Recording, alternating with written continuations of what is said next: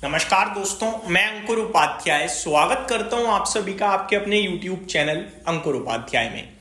दोस्तों, Q3 का GDP आंकड़ा आ गया है। बहुत सारे रीजंस हैं इस बाजार की गिरावट के, जिसमें एक कारण घटती जीडीपी भी बताई जा रही है।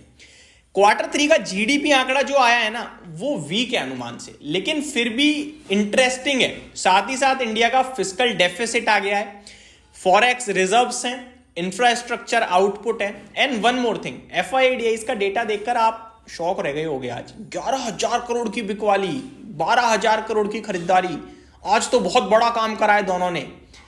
दोस्तों, वो एक एडजस्टमेंट है, रीबैलेंसिंग का एडजस्टमेंट, जिसके बारे में मैं इस वीडियो में तो शॉर्ट में बात करूंगा, लेकिन दूसरा चैनल हमारा अंकुर उपाध्याय SMA का है, उस पर हम कल डिटेल्ड वीडियो बनाएंगे कि किस वजह से इतना बड़ा आंकड़ा आया है। इस वीडियो में मैं आपके साथ शॉर्ट में डिस्कस करूंगा, सो दैट आप चीजों को अच्छे से समझ पाओ। शुरू करते हैं बिना किसी देरी के, एक एक करके चीजों को समझना। सबसे पहले भारत का Q3 का जो जीडीपी का आंकड़ा आया है, वो आया है 6.2% पे। ये अपने आप में इंटरेस्टिंग है। पता है क्यों? अगर आप ईयर ऑन ईयर बेसिस पे कंपेयर करें तो लास्ट ईयर Q3 में 5.4% की ग्रोथ थी और इस बार 6.2 है। तो देखकर मजा आ रहा है, बहुत अच्छा लग रहा है, लेकिन एक्सपेक्टेशन 6.3% थी, अनुमान से कम रह गई ग्रोथ। और ये एक कुछ बड़े कारण है जिसकी वजह से बाजार टूट रहा है। लेकिन Q3 Q2 से बेटर और Q3 से बेटर होगा, आप ऐसा उम्मीद कर सकते हैं। Q3 अगर किसी को नहीं पता है तो मैं बता दूं, दिसंबर, नवंबर और सितंबर, मैंने उल्टा काउंट कर दिया है तो वो प्लीज माइंड मत करना। ये होता है Q3, ठीक है जी, यानी सितंबर, नवंबर, दिसंबर, ठीक है। सॉरी, अक्टूबर, नवंबर, दिसंबर, मैं उल्टा मंथ भी गलत कर दिया मैंने। तो कुछ लोग कमेंट मत करना यार कि अंकुर भाई क्या ये भी नहीं पता वो भी नहीं, तो माफी चाहता हूँ, हो जाती है कभी कभी फंबलिंग। तो अक्टूबर, नवंबर, दिसंबर ये Q3 है। फिर Q4 जनवरी, फरवरी, मार्च। तो हम Q4 के सेकंड पड़ाव पे चल रहे हैं। आप ये कैसे, इनफैक्ट लास्ट पड़ाव पे मार्च शुरू हो गया आप तो ये फाइनेंशियल ईयर का भी एंड है, आप ये कह सकते हो, ठीक है। Q4 एंड होगा, फाइनेंशियल ईयर भी एंड हो जाएगा आपका। अब Q4 में कैसी ग्रोथ आएगी वो हमें पता चलेगी अप्रैल में। अब बढ़ते हैं आगे, तो यहां पे आंकड़ा देखोगे तो अनुमान से 10 बेसिस पॉइंट कह सकते हो, या फिर कह सकते हो 0.1% कम आया है।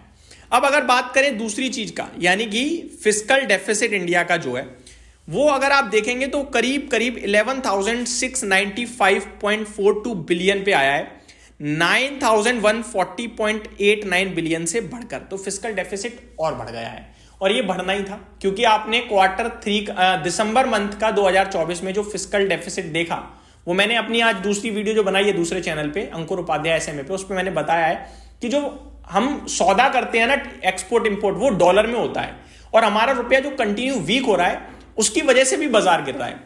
अब जो मैंने जब ट्रेड बताया आपको एक्सपोर्ट इंपोर्ट का, उसमें करीब, मैं अप्रोक्स फिगर बता रहा हूं, उस वीडियो में मैंने एग्जैक्टली बताया, 38 बिलियन डॉलर का हमने क्या करा है, एक्सपोर्ट करा है, और इंपोर्ट करा है ऑलमोस्ट 60 बिलियन डॉलर का। तो दिख रहा है 22 बिलियन डॉलर का आपका ट्रेड डेफिसिट बन रहा है। तो वो क्लियर कट दिख रही चीजें, इसी वजह से आप कह सकते हो कि ये डेटा थोड़ा सा फिस्कल डेफिसिट बढ़ा है, वित्तीय घाटा कहते हैं इसे। इंडिया का फॉरेक्स रिजर्व देखें तो ये अच्छा है, 635.72 बिलियन पे था पहले, और अभी 640.48 बिलियन पे है, तो ये आप अच्छा कहोगे। इंडिया का इंफ्रास्ट्रक्चर आउटपुट देखें तो ये बढ़कर आया है 4% से 4.6%, ये भी ठीक है। अब थोड़ा FIDIs के डेटा को इस वीडियो में शॉर्ट में बताता हूं, और डिटेल में आपके साथ दूसरे चैनल पे कल वीडियो आएगी। आज FIDIs 11,640 करोड़ की सेलिंग करके गए हैं। बहुत बड़ा फिगर लगेगा, कुछ भी नहीं है, अभी पूरा आंकड़ा सुनो। DIIs 12,308 करोड़ की खरीदारी कर गए हैं। मजा आ गया? कुछ भी नहीं। अब आप पूरा फिगर सुनो, पूरा फिगर, यानी कि ये तो नेट फिगर है, खरीद बेच माइनस करके जो फिगर आता है ये तो वो है। अब मैं पूरा बताऊं तो आज FIIs ने 50,878 करोड़ की सेलिंग करी है, जिसके सामने 39,239 करोड़ की बाइंग करी। नेट फिगर आता है 11,639 करोड़ की सेलिंग का। कितना बड़ा फिगर है। DIIs 28,065 करोड़ की आज बाइंग हुई है, जिसके सामने 15,756 करोड़ की सेलिंग हुई है। नेट फिगर आता है 12,308 करोड़ की बाइंग का।